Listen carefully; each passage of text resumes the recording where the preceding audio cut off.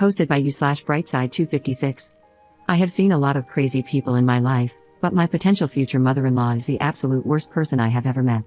I, 30F, have been with my boyfriend, 31M, for 8 months now. For the first few months, everything was amazing. He is the sweetest and most caring man I have ever been with. He likes to surprise me with fun dates and flowers for no apparent reason. The biggest surprise of all, though, was when I met his mother. I met his parents for the first time a few months ago. The first thing his mother said to me when I walked in the door was, "Are you Jewish?" I am not, and I am not particularly religious, but I was raised Catholic. Once I told her this, it was the beginning of the madness. She immediately stopped talking to me and acted as if I didn't exist.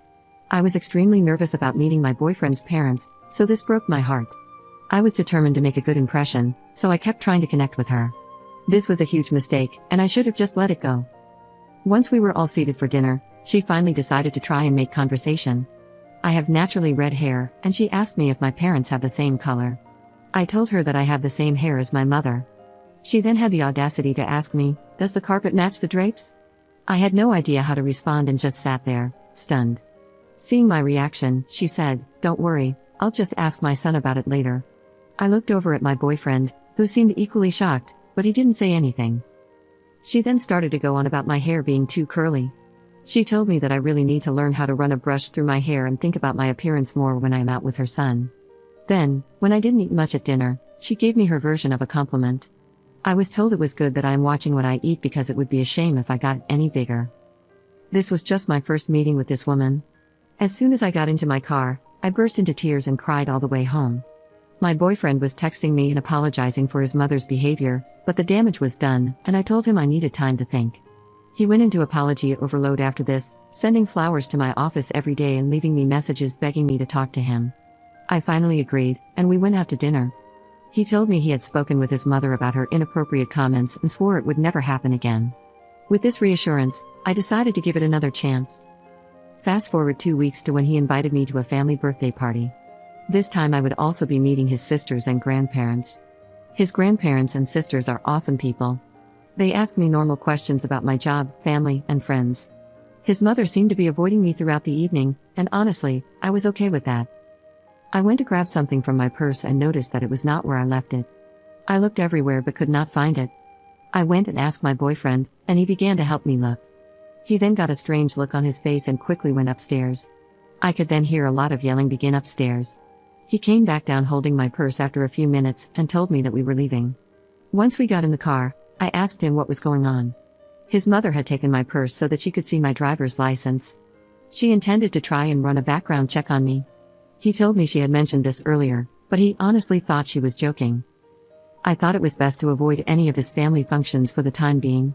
This worked out great for a while, and he went to his family parties alone. He would ask me each time before leaving if I was sure I didn't want to go, but I always declined. Last week, his family had their family reunion, and he asked me to please come with him.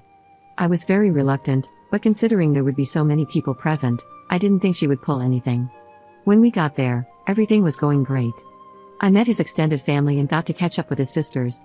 His mother did seem to be shooting me death glares all night, but I brushed it off. Soon, she came over and joined a table I was seated at with his sisters and some cousins.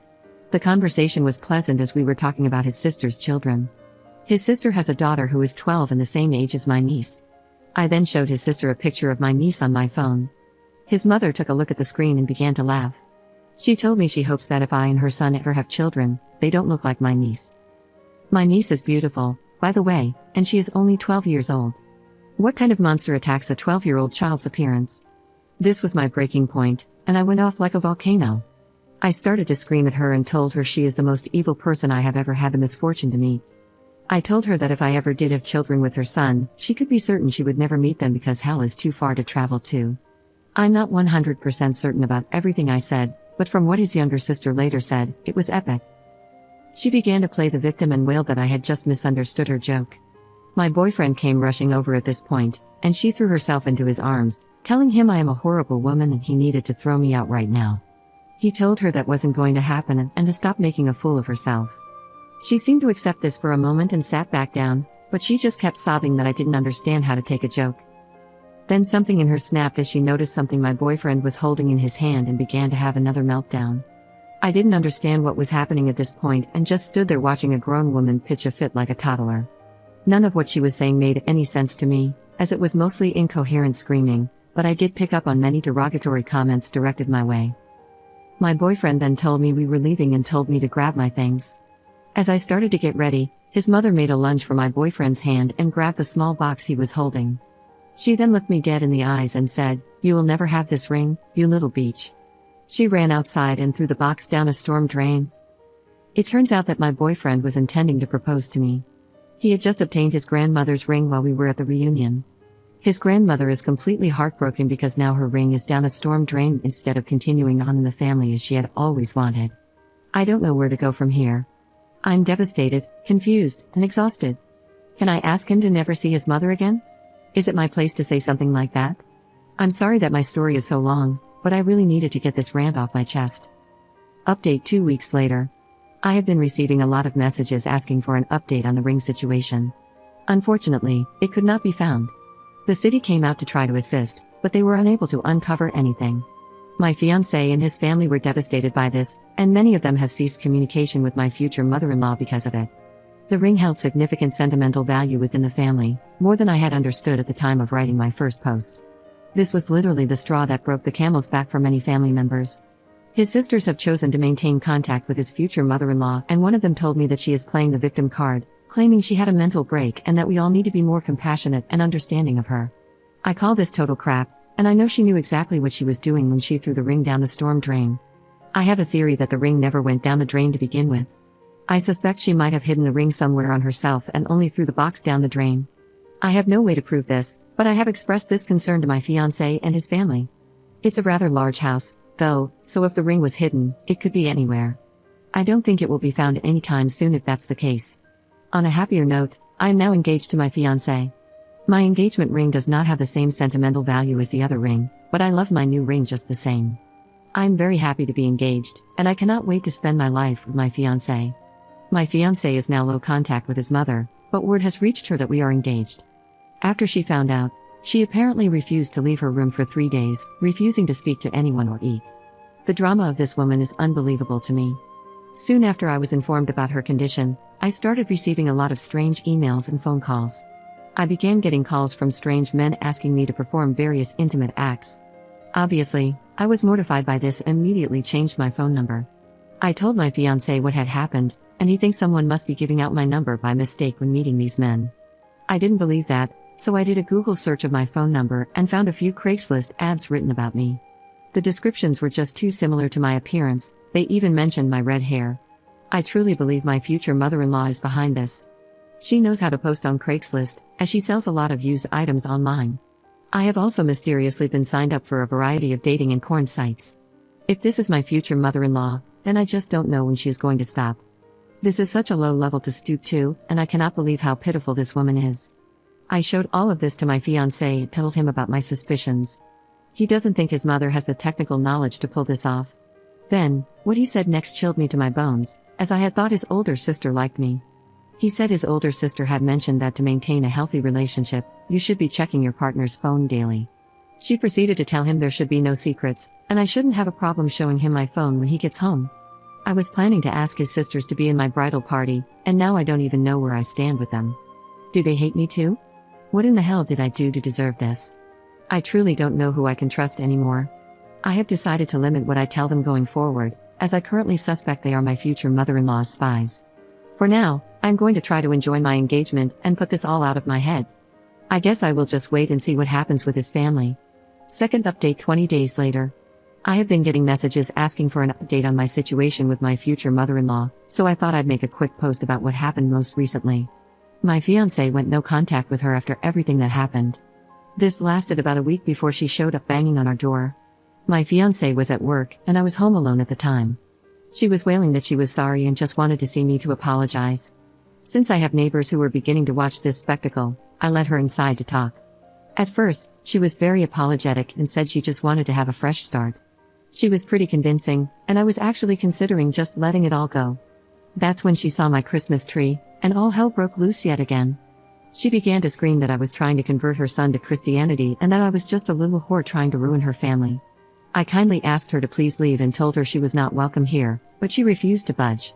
She told me that no son of hers would ever celebrate Christmas and proceeded to run towards the tree. She began tearing off every ornament and throwing them, leaving them smashed on the floor.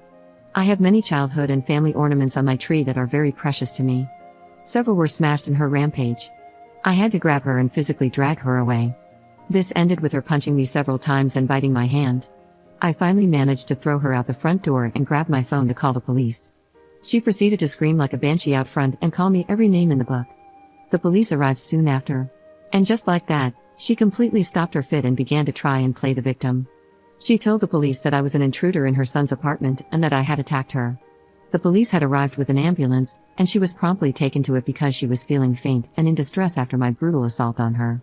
The police then came to interview me, and I told them what had actually happened. I showed them the bite mark on my hand and the bruises that were beginning to form.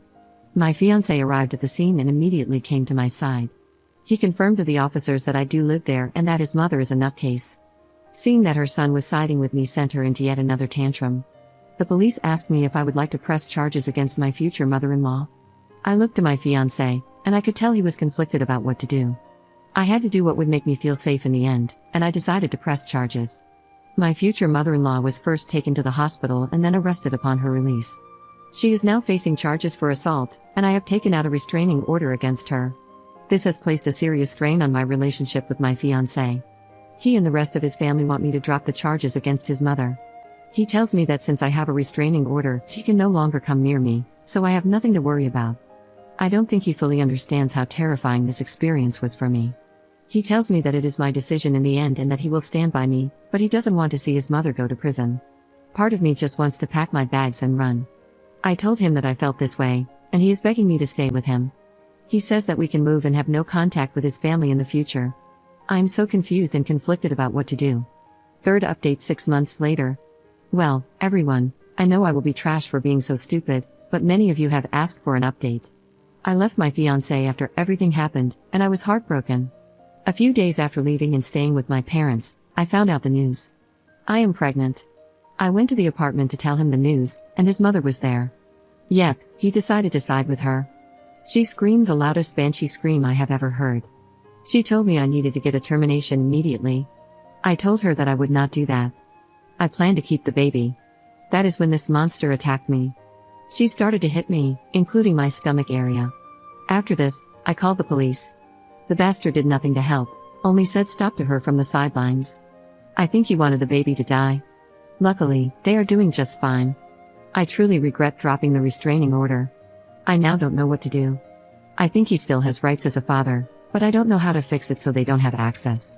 I am now pregnant and alone, living with my parents. Any advice is appreciated, but please leave out the negative comments. I am not sure I can handle them. Fourth update 1 month later. I have been asked many times about what happened afterward. When I got home that day, my mother took one look at me and was furious. I had a black eye and bruises. I declined the ambulance and went straight to my parents' house. My mom led me to my bed and made me a cup of tea. Then she just kept asking, "Who did this?" She thought it was my ex, but when I told her the truth, she was even more furious. I explained everything to her that had happened. I had never told her before and shared all the graphic details. She calmed me down and left to go make me some food. But she actually left the house. A few hours later, she came back. She had what she called her trophy, which was actually a large clump of my ex-future mother-in-law's hair. She had put it in a memory box.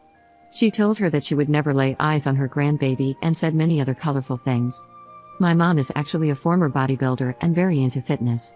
After that, I got a call from my ex, and he just screamed at me. Mom took the call and told him never to contact me again or he would get the same treatment that was given to me. He has not contacted me since. Editor's note. There are posts made by Op that were deleted, so the story might feel a little incomplete to some of you. She hasn't updated her situation with her mother-in-law and her ex in almost 2 years. We can assume that the situation is concluded. Hopefully, everything is going well for her and her baby.